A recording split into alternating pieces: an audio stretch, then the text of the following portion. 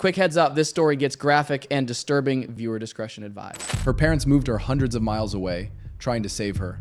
But they were tragically wrong, because in that new place, something truly dark was already waiting for her.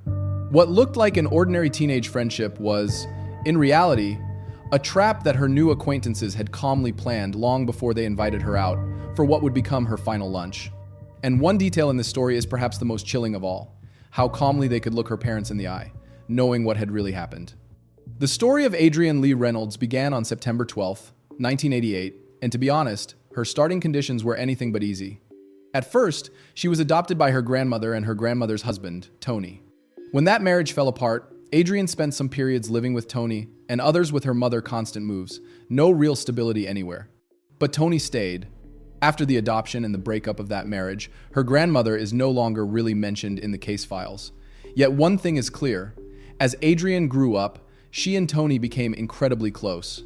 He became a real father figure to her, and their relationship stayed warm despite all the storms around them. Later, Tony tried to build his own happiness again and married a woman named Joanne Reynolds. Adrienne dreamed of going on American Idol and really did have a strong singing voice. School, however, was a completely different story.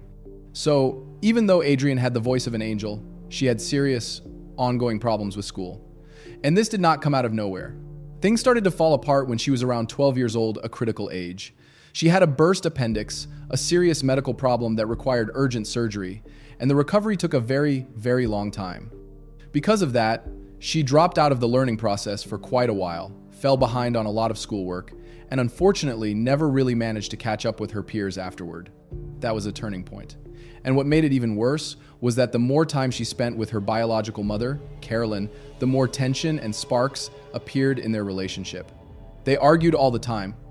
The reasons were different, sometimes because Adrienne did not seem to take her homework seriously enough, sometimes because she spent time, in her mother's opinion, with the wrong crowd. And all of that sounds like absolutely typical, almost cliche dynamics between a mother and a teenage daughter, right? Rebellion, misunderstanding, doors slamming. But the core of the problem lay in Adrienne's own psychology. She had an almost desperate need to fit in. She wanted everyone to like her, to see her as part of the group. Her appearance even changed quite noticeably, almost drastically, during her school years. We will come back to that later, because it matters. Around this time in Adrienne's life, her relationship with Carolyn hit rock bottom. It was the worst it had ever been. Adrienne was only about 12 or 13 years old, still just a kid, but judging by the company she was keeping, you would have thought she was close to 30. And Carolyn was terrified.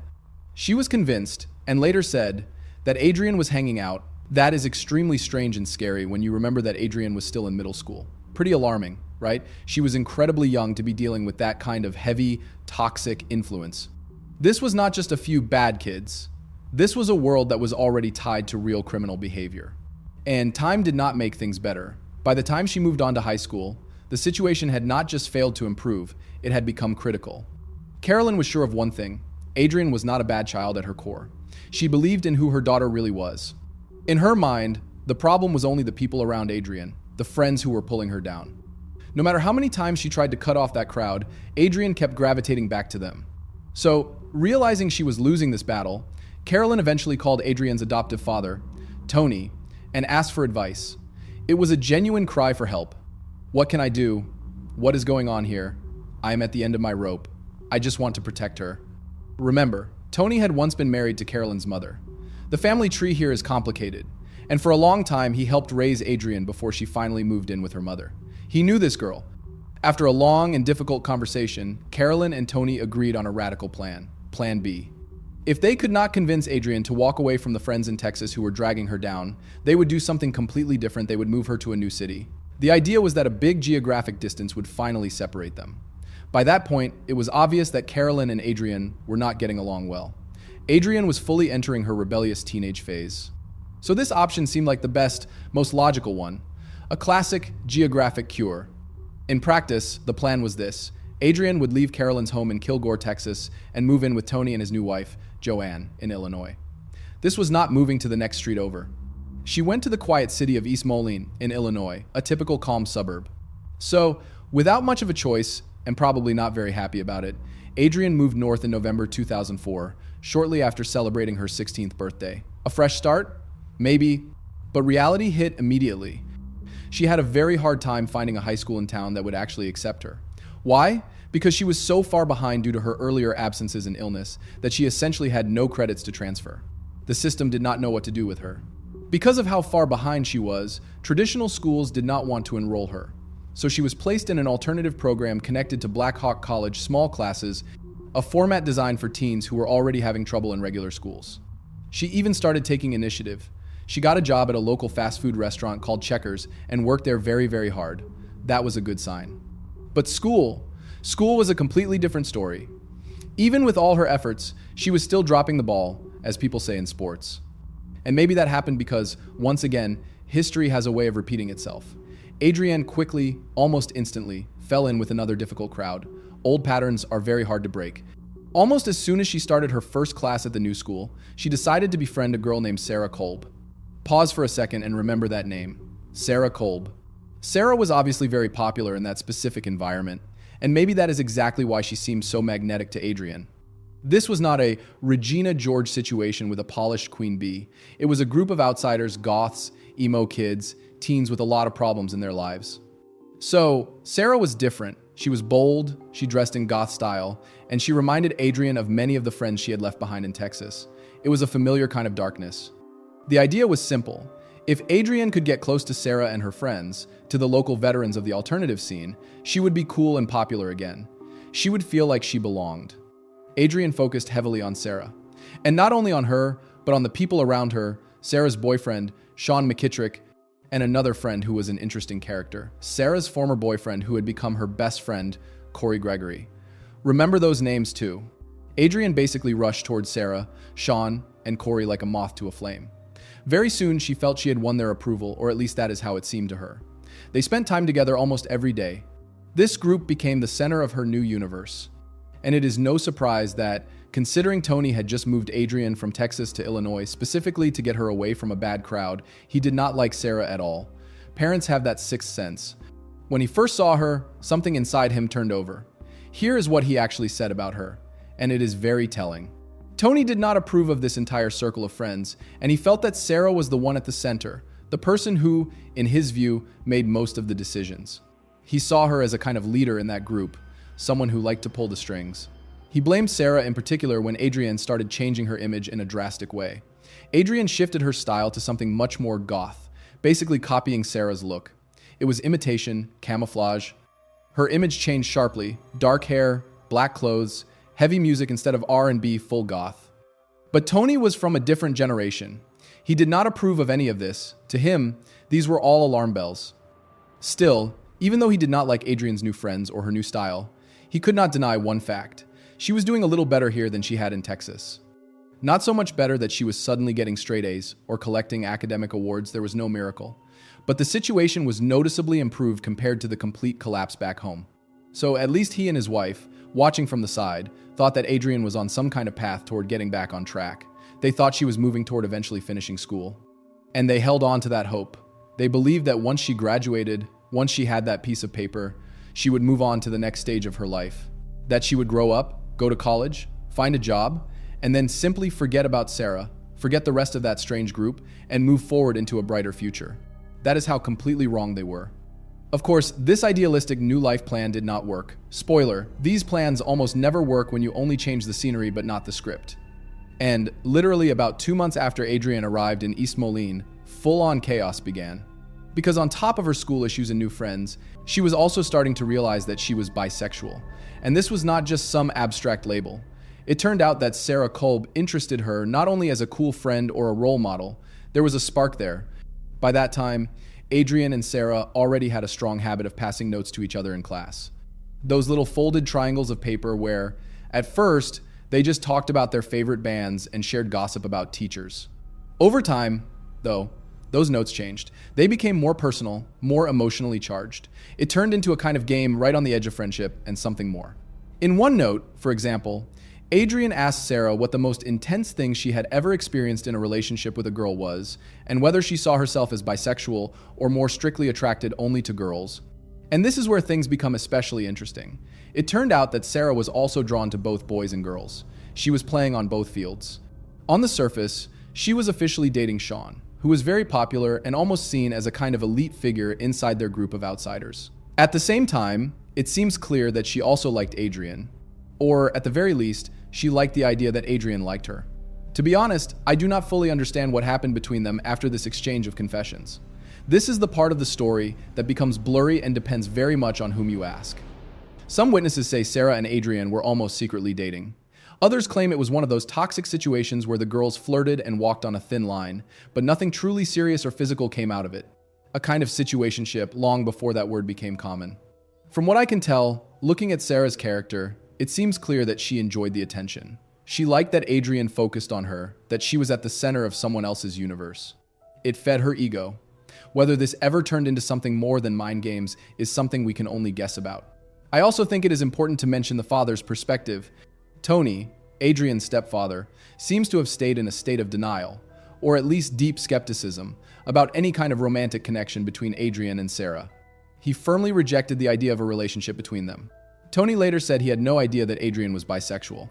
For him, that revelation was a shock. He later told the media that Adrian and Sarah, in his words, were never together as a couple.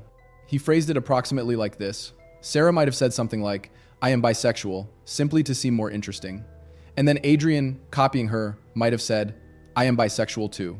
But in his view, the two of them never actually formed a real relationship. That is the position of a parent who may simply not want to believe how tangled his daughter's emotional life had become. In any case, whatever really happened between Adrian and Sarah behind closed doors, one fact does not change. Sarah was still officially with Sean. And do not forget the fourth corner of this shape. Another person in this group was Corey Gregory, Sarah's former boyfriend, who was still always around like a very loyal companion. So now you have something like a love triangle that slowly turned into a four-sided structure. Four people, all pulling in different directions. Keep in mind one critical detail about the timeline. Adrian had known these people for about 1 month, only 30 days. The intensity here is wild. At this point, we are already in December 2004. One evening, this whole colorful group went to a house party. There, Adrienne, maybe feeling more relaxed or wanting to check her own attractiveness, openly flirted and chatted with various guys. She was at the center of attention. This immediately triggered a wave of intense jealousy in Sarah. But Sarah was a manipulator. At first, she chose to pretend she did not care, to act as if she was above all of it. Later, when the party was over, she heard what she believed to be the truth about that night. She was told that Adrian had been with one of the boys at the party, and then, according to rumors, with another one afterward. Sarah exploded. Her anger went through the roof. Why would she react like that when these were not even her boyfriends? This was not about logic at all. It was about control. The two of them clashed badly, and Sarah shifted into direct attacks on Adrian as a person. She started throwing extremely harsh and degrading labels at her, using language meant to make Adrian feel small and ashamed. It was a classic form of shaming someone for their private life. Sarah, who was not exactly living like a nun herself, suddenly tried to act like a moral police officer. Adrienne, who was emotionally dependent on Sarah, broke down. She begged Sarah to forgive her. For what, exactly? For living her own life. Sarah was unmoved. She was already jealous and angry that Adrienne had shifted her focus to other people instead of keeping all that attention aimed at her. Her favorite person to control had suddenly started interacting with others as equals. Then, when Sarah heard the details that, within around 24 hours, there had been 2 different boys in Adrian's orbit, that became the final straw in Sarah's mind. She decided Adrian had to be punished in a social sense, to be treated as a traitor. What followed was a sad game of cat and mouse. Adrian kept calling Sarah to apologize, crying into the phone, asking for forgiveness for things that were not actually a betrayal of Sarah at all. And Sarah picked up the phone, listened for a while, then started to yell at her, poured out more verbal attacks, and finally slammed the phone down. For most people, this would be the clearest possible warning sign. A red flag the size of a skyscraper. It should have told Adrienne that their friendship was over and that this was actually a good thing. Run, girl, run. But remember the context. She had only moved to this town a few weeks earlier. She was lonely. She and Sarah had not known each other for years. Not at all. But the intensity of teenage friendships is measured not in years, but in feelings. Adrienne did not want to accept this. She did not want to lose her only social anchor. Sarah had become almost like an idol to her. Adrienne kept trying to reach out, trying to fix something that was not actually broken in the way Sarah described it. Eventually, Sarah changed tactics. She started screening Adrienne's calls. She went into full ignore mode. She did not pick up when she saw Adrian's name on the caller ID. Here is where the technology of that time matters. Since the phone was no longer a reliable way to reach Sarah, and blocking on social media did not work the way it does now, Adrian decided to go the old-fashioned, romantic, and tragically vulnerable route. She started writing letters on paper. On December 15th, she wrote a desperate note asking why Sarah was not talking to her. There was no reply. Then a few weeks passed, and Sarah still did not call, did not write back, did not reach out at all. It was a complete vacuum. So Adrian wrote again, this time on December 30th, right before the new year. This time, the tone had changed. She accused Sarah of trying to throw away their friendship, to discard her like trash. In short, it was a lot of drama and a lot of hurt feelings. The worst part was that the adults, Tony and Joanne, did not understand how deep and painful this was for Adrian. They probably had a vague sense that Adrian and Sarah were not getting along, that there was tension. It was hard not to notice that they were no longer glued together all the time like before. But when the parents asked Adrian what was going on, she did not tell them everything. She did not say how Sarah had called her names and used words that cut deep. She brushed it off as typical school drama that everyone goes through. Everything is fine, Dad. We all know this pattern. Teenagers often protect the very people who are treating them badly from their parents. At some point, though, Adrian's story shifted when she was asked again, more insistently, about what was happening. The protective wall collapsed. She finally admitted that she was afraid of Sarah. This was no longer about friendship. It was about fear. Adrian said Sarah constantly shouted at her and pushed her into emotional breakdowns, leaving her in tears.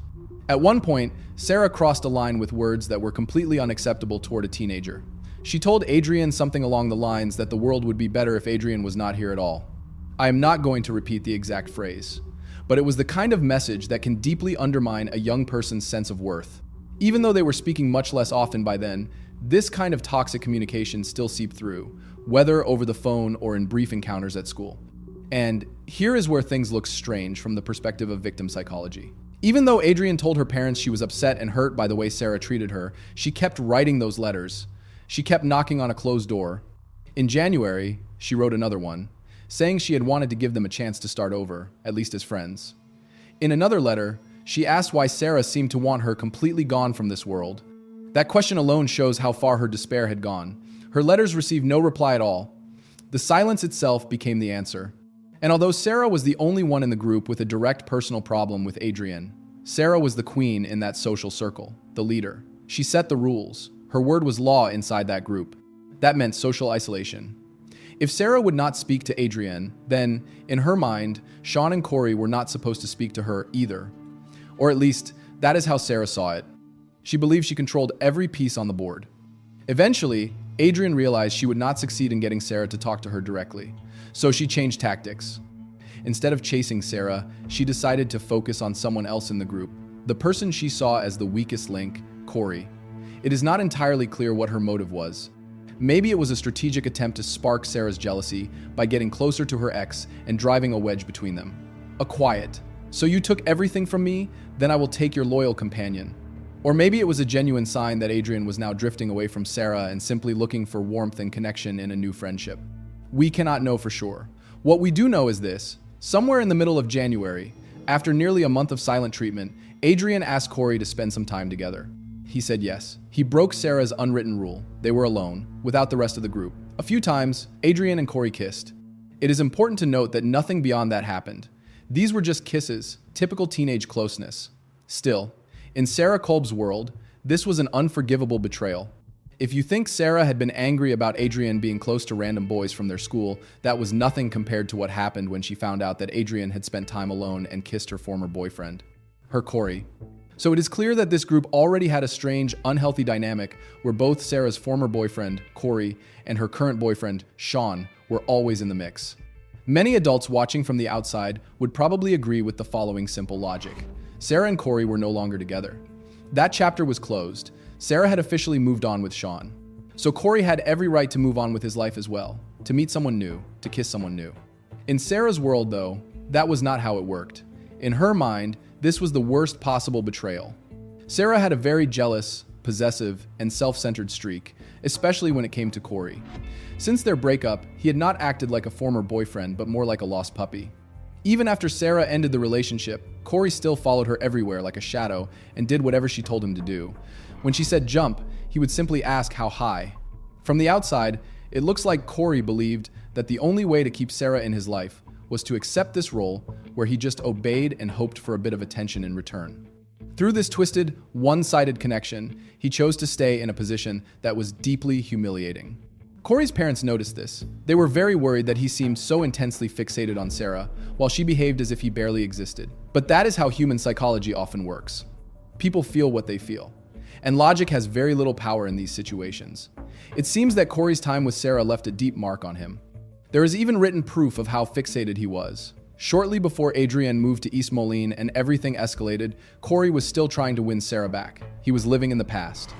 He even wrote her a letter, yet another letter in this story, saying that he loved her, that he had loved her from the moment he first saw her, that she was the only person he could open up to, and that he wanted her to know he would always feel that way. It was basically a written declaration of complete devotion. In any case, back to the ongoing drama. It seems clear that Sarah liked having that total power over Corey. It fed her sense of importance. In much the same way, she liked knowing that Adrienne was fascinated by her and constantly focused on her. There was something intoxicating to her about all these people chasing her, being fixated on her, competing for her attention. She was the sun in this little solar system. But now the foundation had started to shake. Her influence was slipping. Sarah could not accept the idea that Corey, her loyal follower, might actually have feelings for Adrienne, or at least had dared to kiss her. And Adrienne. She was no longer crying at Sarah's door. She was kissing other boys at school and spending time with someone Sarah believed belonged permanently in her orbit. So, in a way, without even realizing it, Adrienne was now on a path toward becoming a new sort of queen bee herself. She was drawing attention to herself, and for Sarah, that meant only one thing. Adrienne was a threat at the highest level in Sarah's mind. Sarah felt as if she was losing everything. She could no longer control Adrienne. She could no longer control Corey.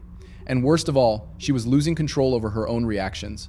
Her sense of importance was breaking apart. Adrienne and Corey later told their families how Sarah reacted when she found out they had been spending time together without her. It was not just annoyance. It was a level of anger that felt overwhelming. She was not simply upset. She was furious in a way that seemed almost unrecognizable, as if something dark had taken over. Think back to how she completely lost her composure when Adrienne had been close to those random boys at that party. That already turned into a full meltdown. Now imagine that emotion multiplied many times over with an extra layer of possessiveness, because this time it involved Sarah's former boyfriend. In her distorted view, Corey was still part of what she considered hers, even though they had broken up. The relationship between Sarah and Adrienne was already extremely bad. That bridge was not just burned, it was blown up. But this was the first time Sarah and Corey themselves had a serious falling out. Her loyal follower, her personal sidekick, suddenly pushed back and showed that he could say no. That was a direct hit to her ego. Corey's mother and Joanne, Adrienne's stepmother, who was effectively acting as her main mother figure and protector at that time, reacted in the same way and in a very rational way for adults when they heard about all this drama. They tried to bring a voice of reason into this teenage chaos, attempting to put out the fire with simple facts. They told the teens plainly, trying to break through to them. Sarah is not your boss. You hear that? Sarah is not in charge of you. She does not own you. She has no right to treat you as if you belong to her. She was not in a relationship with either of you at that moment, so what exactly is she claiming? Of course, they were 100% right. But let us be honest. Do teenagers listen to cold logic when their social survival in the school hierarchy feels like it is on the line? Usually not. That is simply not how it works.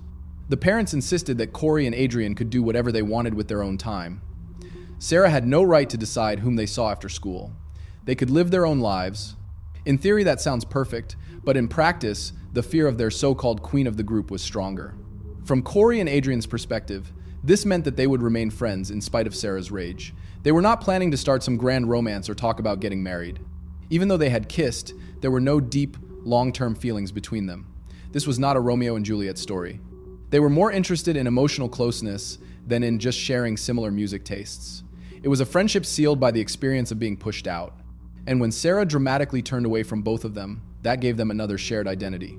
They were outsiders together now. At that point, Corey and Adrienne began to realize a sad truth. Deep down, they still hoped for some kind of signal from Sarah that they mattered. This is a psychologically interesting moment. Sarah had the ability to make them feel important or special with just a bit of attention. Now that she had cut them off, they could only rely on each other to feel seen and supported. By that stage, Sarah was openly mocking Adrienne and trying to make her life miserable at school. using every social tactic she could think of. From the night of that party onward, when their friendship first began to fall apart, the atmosphere had been bad. It was toxic. When Sarah learned just how close Adrian and Corey had become, she started talking in a very direct way about wanting something terrible to happen to Adrian. These were no longer vague hints. Her friends, as often happens, simply laughed this off. They assumed she was just venting, that she did not truly mean it. It was the classic mistake of ignoring red flags. It went further than just words among friends. On January 21st, 2005, she put her feelings into a diary entry. That page has since become an important piece of documentation.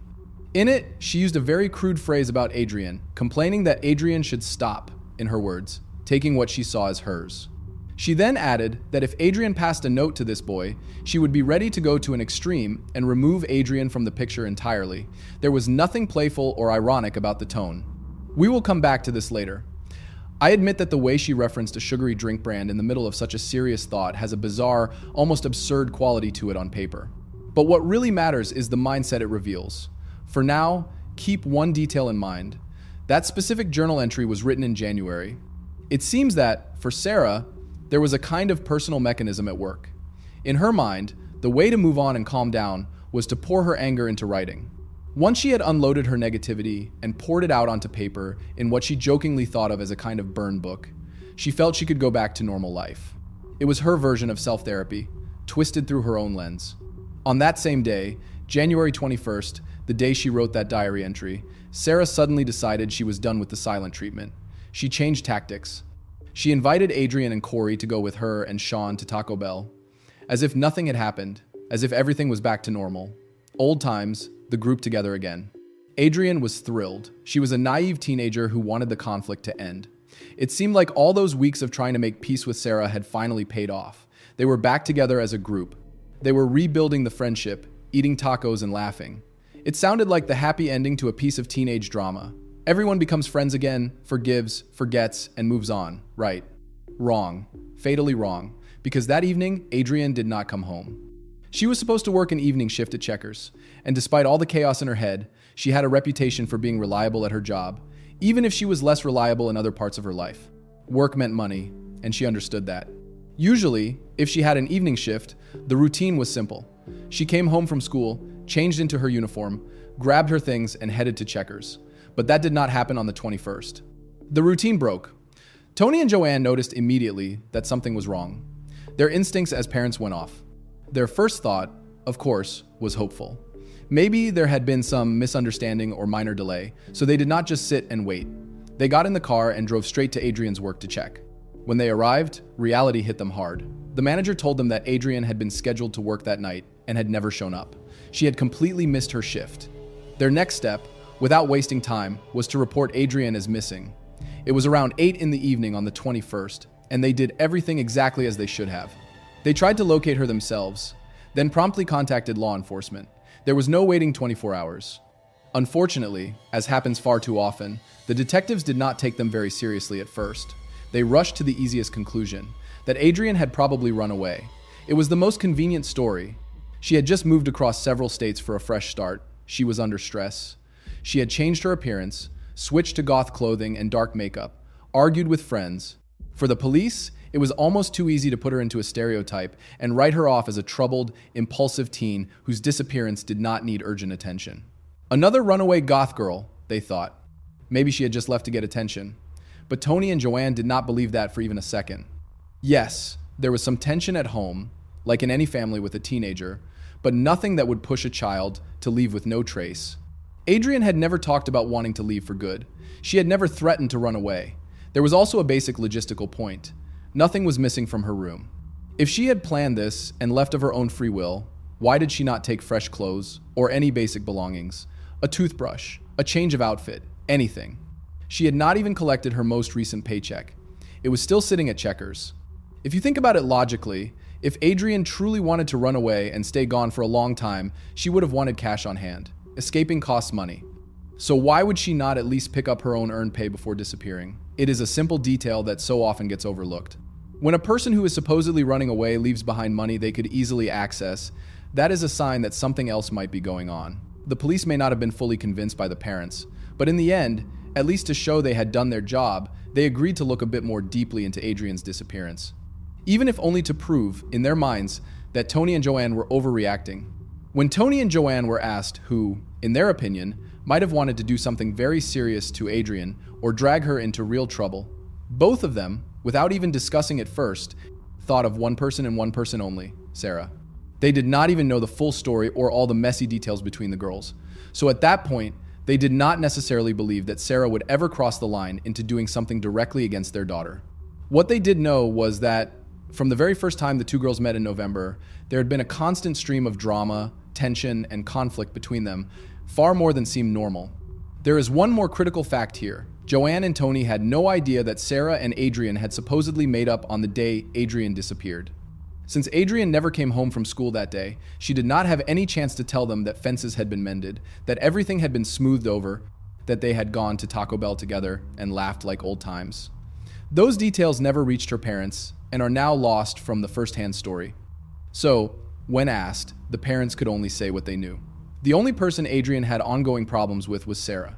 They did not know about the sudden, surface-level reconciliation. Police, on the other hand, learned about that later when they talked to Adrian's classmates. Many students said they had seen Adrian leave for lunch with Sarah, Corey, and another boy, later identified as Sean. Witnesses remembered that. They also agreed on one thing. Adrian never came back to class after that lunch. At that point, investigators finally called Sarah in for questioning. They wanted to hear her version of the day. She calmly confirmed that yes, they had all gone out for lunch. Let us go over their first version of events. According to them, after they had eaten at Taco Bell, Adrian supposedly asked to be taken home. But instead of driving her right up to the house, they said they dropped her off near a McDonald's.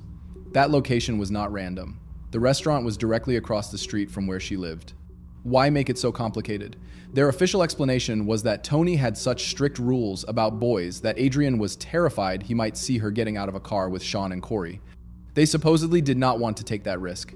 Sarah, adding extra detail to make the story sound convincing, said she believed it was around midday when they split up.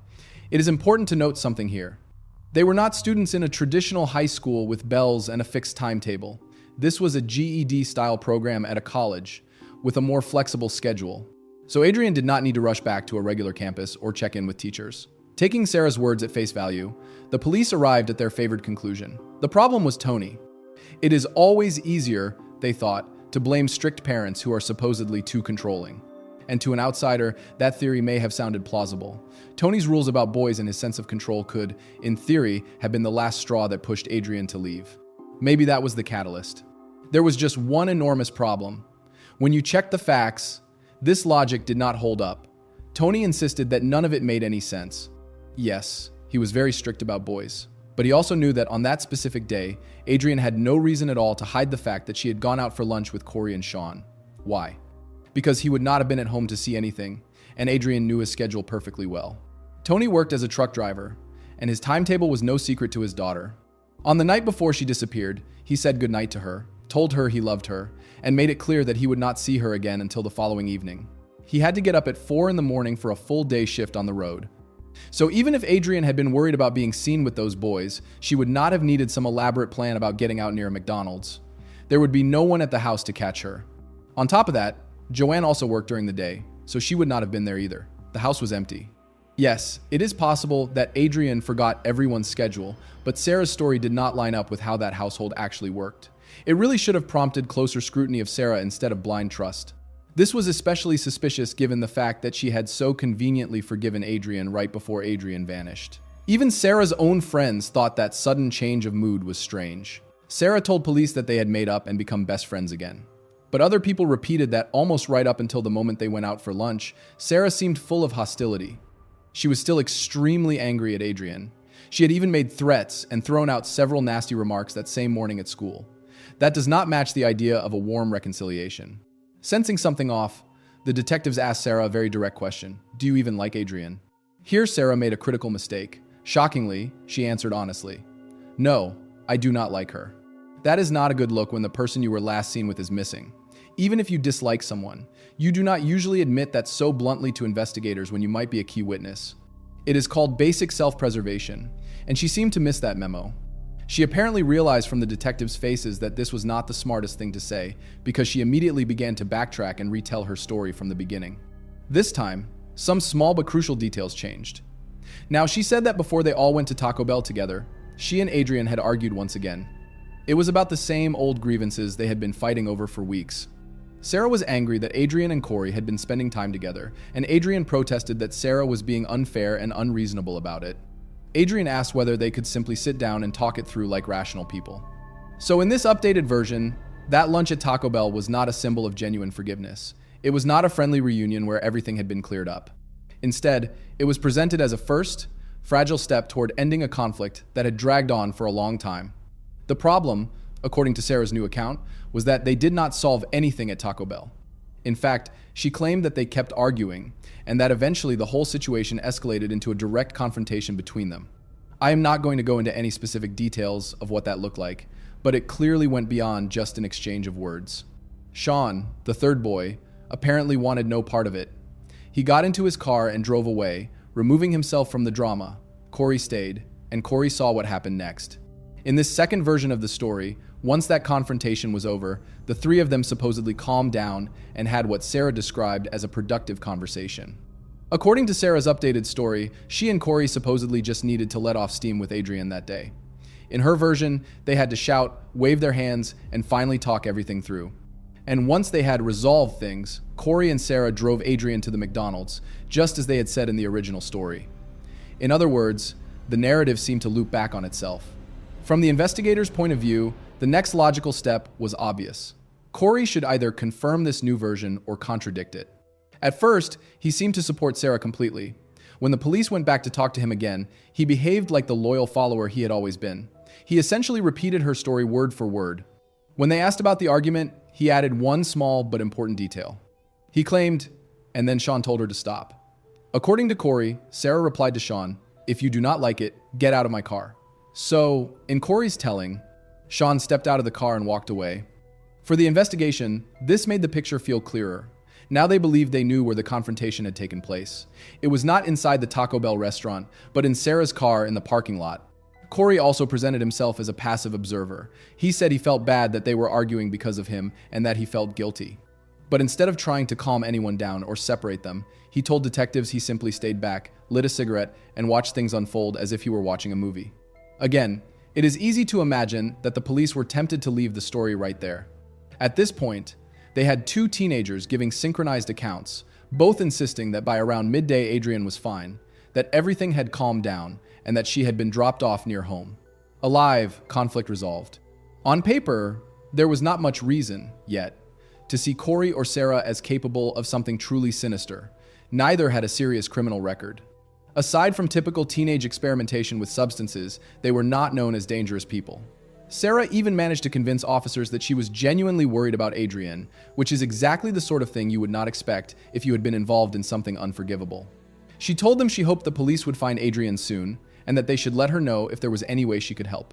To the detectives, she might have looked like the caring friend. Tony and Joanne did not buy it. They refused to give up. They drove around the city themselves, checking neighborhoods, looking for Adrian anywhere they could imagine, trying to hold both the worst and the best possibilities in their minds at the same time. Maybe she had truly run off and was just wandering around somewhere, but they never found even the smallest sign of her. In a state of growing desperation, they even contacted a psychic. That is often the moment when you know that hope is slipping away. Adrian had only been missing for a day or two, but they already felt completely stuck. The psychic told them, in the classic way psychics often do, exactly what tends to give false hope. Adrian was alive, the psychic said, she was fine, and she was supposedly in some basement somewhere. But of course the psychic could not name a specific place, an address, or offer anything concrete or truly useful. Tony and Joanne began to feel as if they were banging their heads against a wall. It seemed like they might never find Adrian. That feeling lasted until Corey finally began to crack. His nerves were not as strong as Sarah's. He answered a few calls from the police and went in for interviews, saying everything they wanted to hear, but the pressure kept building. Then, 3 days after Adrian disappeared, he came to his parents and uttered a sentence that changed everything. He told them he needed a lawyer. When they asked why a mere witness would need a lawyer, Corey explained that Sarah already had one. So to him, it seemed like the smart thing to do. He still insisted he had nothing to do with anything serious. He framed the lawyer as a precaution rather than an admission of guilt. If Sarah has one, I should probably have one too. Corey's parents, wanting to protect their son, did what many parents would do. They hired an attorney. The lawyer accompanied Corey to his next session at the station. Nothing dramatic seemed to happen there on the surface. Corey answered questions calmly and consistently. The detectives, once again, accepted his version of events. Afterwards, the lawyer even complimented him, telling him he had done a good job staying composed. On the outside, Corey was performing his role well, but on the inside, the pressure kept increasing. With every hour that passed, his inner state was deteriorating. A heavy conscience can be a powerful thing. Before going to bed that night, after that last interview, Corey had what can only be described as a complete breakdown. He started to cry, and over again, he told his father how deeply sorry he was. His father, not yet understanding how bad things really were, tried to comfort him. He asked, "What are you talking about, son? What are you sorry for? You cooperated with the police, you did everything you could, you helped." Corey's behavior, however, looked nothing like the behavior of someone who had simply been a cooperative witness. His father finally asked the question that had been hovering in the air. Did something happen to Adrian in that car? Corey just nodded. That small, silent gesture opened the floodgates. Suddenly, he could no longer hold everything inside. The words started to come out. Corey told them that what had happened to Adrian in that car was far beyond any normal argument, that things had gone to a place he could not take back. He also explained that Adrian had not run away at all. She had lost her life. At this point, we have to acknowledge that Corey's parents made an extremely important moral choice. This story could easily have turned into another example of parents hiding what their child had done and helping him run, confusing the investigation. But they did the opposite.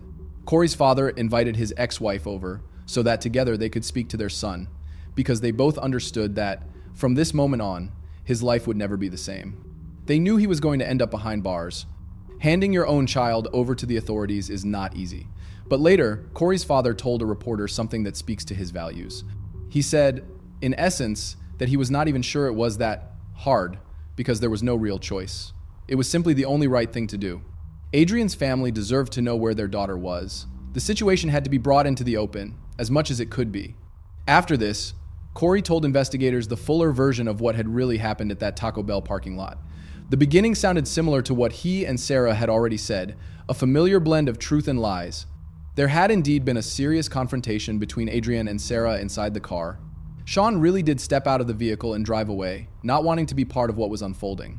Looking back, that was probably the wisest decision he ever made, because after he left, what happened between the two girls crossed a line that could never be undone. From here on, I am going to be careful with what I describe, because official records go into a level of physical detail that is simply not appropriate for this platform.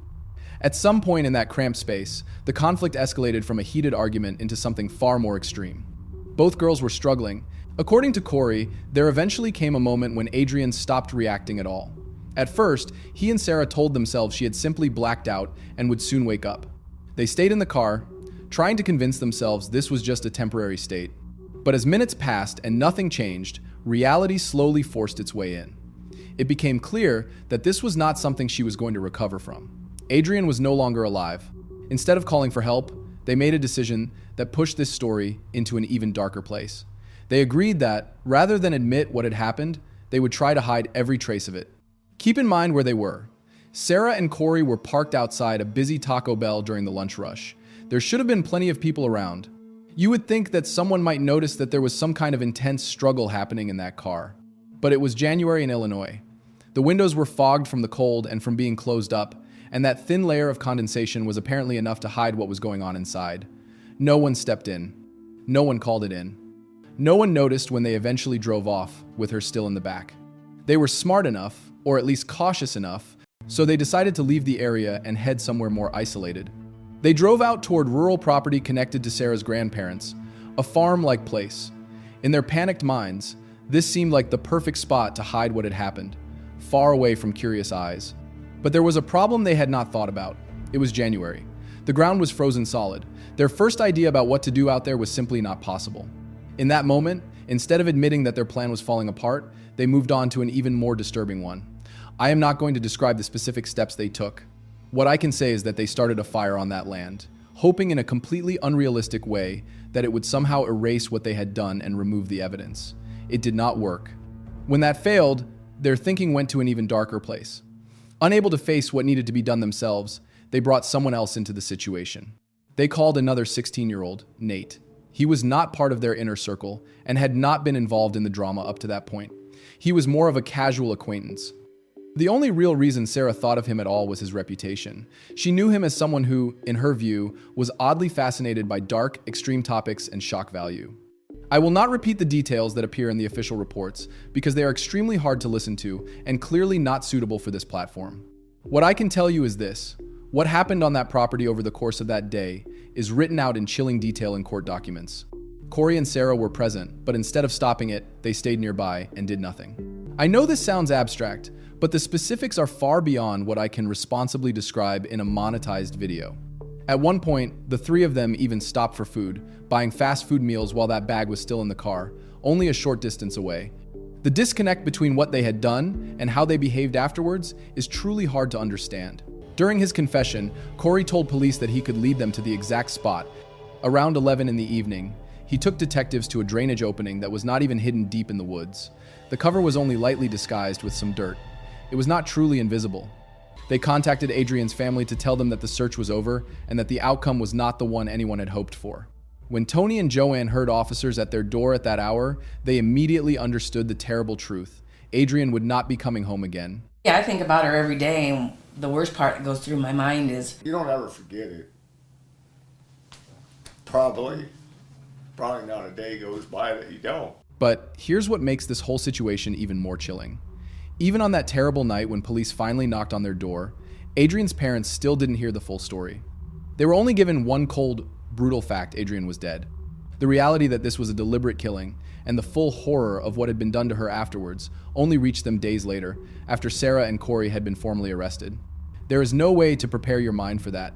Later, Tony, Adrian's father, somehow found the strength to describe what it felt like when the whole truth finally hit him.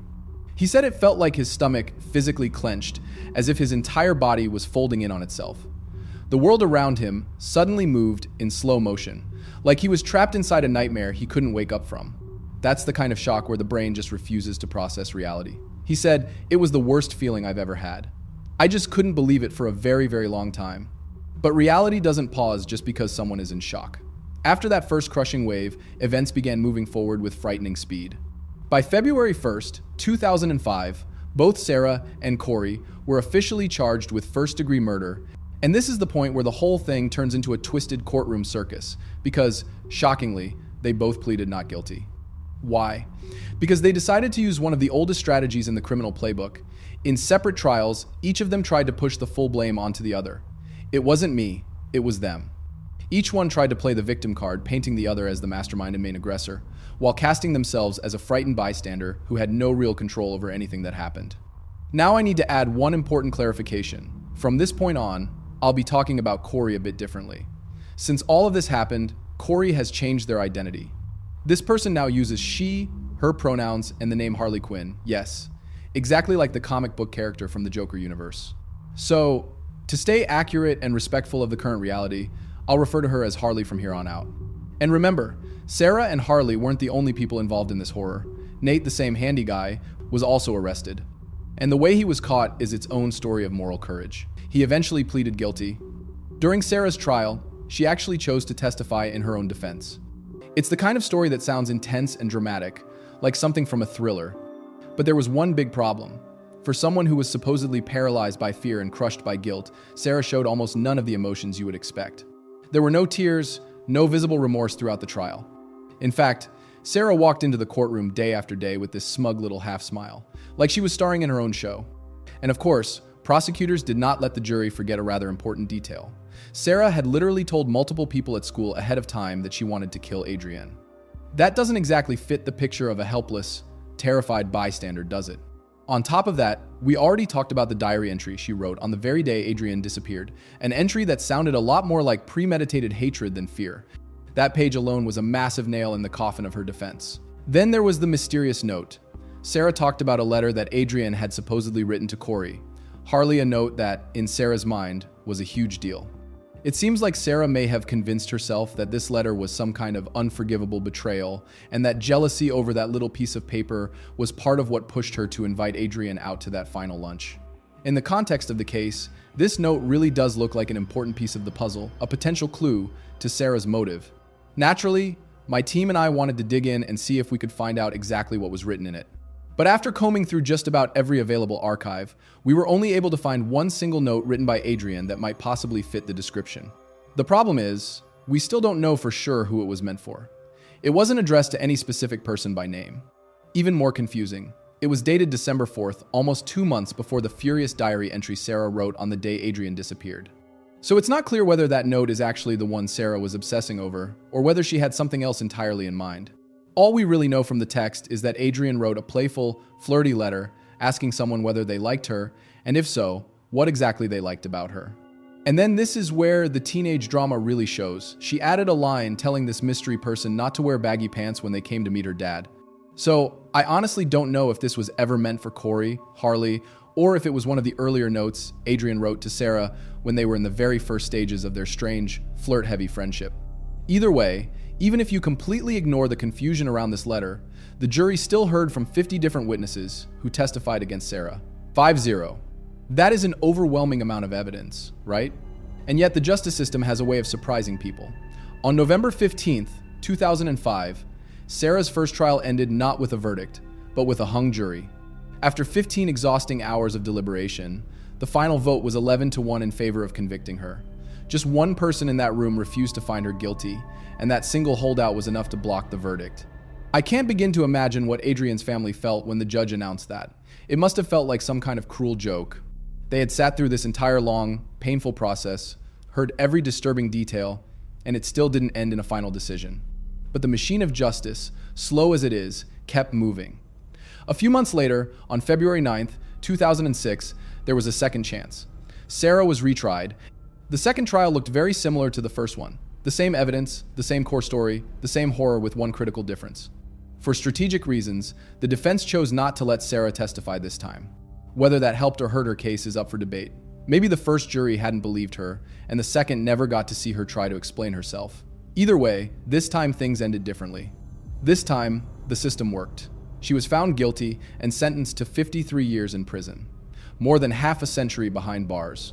When Harley heard what had happened to Sarah and how long a sentence she received, she seems to have realized that continuing to pretend she was completely innocent no longer made any sense.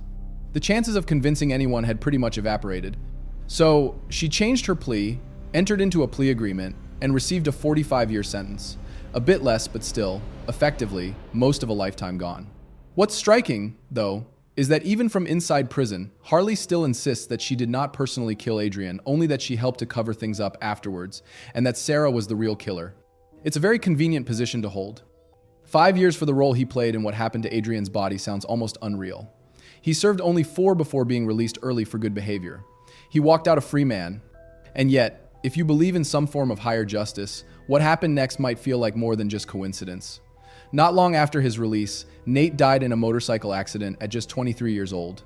Meanwhile, the stories of Harley and Sarah didn't end with their sentencing. In 2022, almost 2 decades after Adrian's death, Harley published a book from prison called Dreams of Cigarettes.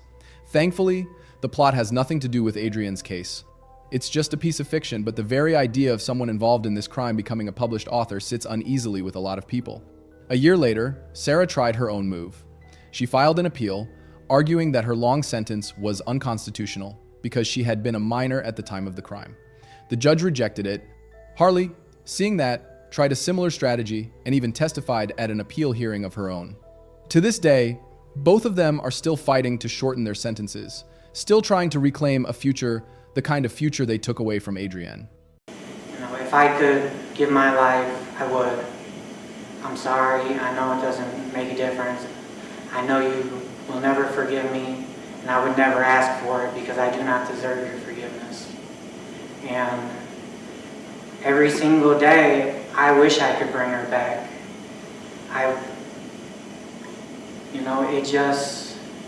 It never leaves me. But Adrian's parents were never going to just sit back and watch this legal circus from the sidelines. They did everything in their power to make sure that the person responsible for what happened to their daughter stayed exactly where they believed they belonged behind bars. They attended hearings, wrote letters, and fought against every motion, holding on to one clear idea. Real justice for Adrienne means that the people who destroyed her life should never again live as free citizens. Adrienne's life is worth more than 20 years. The value of her life is worth more than 20 years. Every day of my life. In the end, the courts upheld the original decision and rejected every appeal. So now it appears that Harley and Sarah will remain behind bars for a very long time, and the legal system has made it clear that this is where they are meant to be. For Tony and Joan, this is probably the only truly positive development in the entire story. They know they will never get their daughter back, but there is at least a bitter kind of comfort in feeling that the system has finally delivered what they see as full justice for Adrienne. Probably, what would she be doing today? You know, she loved to sing, and maybe she would have went to American Idol or one of them things, or at least tried anyway. Just hug your kids, because you never know. Now, you might be wondering where Carolyn was in all of this, Adrienne's biological mother. It is strange that she almost disappears from the story once Adrienne moved to Illinois. Tony and Joan are practically the only ones I was able to find who spoke publicly about the case. Carolyn is mentioned only briefly in a few articles that note she had moved to another town, and for me that somehow makes everything feel even sadder. In the end, it seems that Adrienne lost her life because of people she truly believed were her friends. This story shows how our desire to belong, to be accepted, can sometimes put everything at risk. Because the most dangerous person is not always a stranger in a dark alley, but someone we are desperately trying to call a friend. When we ignore obvious warning signs just to keep someone's attention, the price can become unbearably high. And now I want to hear from you. Be honest with me in the comments. Who makes you feel more disturbed in this story? Sarah, who pulled everyone's strings just to feed her own ego, or Harley, who was willing to go along with what was done to Adrienne and with how everything was covered up, just to keep that approval? What shocks you more? The moment when everything went too far, or the fact that they were able to sit and eat together afterwards, knowing exactly what had just happened? And do you think it is fair that the person who helped them deal with everything later spent only 4 years in prison? Where do you personally draw the line of basic human decency? Have you ever had experiences with toxic friends or people who only pretended to care about you? If you feel comfortable, share them in the comments so we can talk about this together. If this story stayed with you, subscribe so you do not miss the next case, one that will shake you even more. May Adrienne Reynolds rest in peace. There is a line in the book of Proverbs that says that the one who walks with wise people becomes wise, but the one who chooses foolish company eventually ends up in trouble. It is a bitter truth. Take this story as a warning. Never trade your self-respect or your safety for someone else's approval, because real friends will never demand that you go through misery just to keep their attention. And now, take a look at your screen. You can see the next videos we have prepared for you. We put just as much effort into them as we did into this one, and if this case shook you, the next one will go even further. So we are not really saying goodbye, may God bless you, and I will see you there.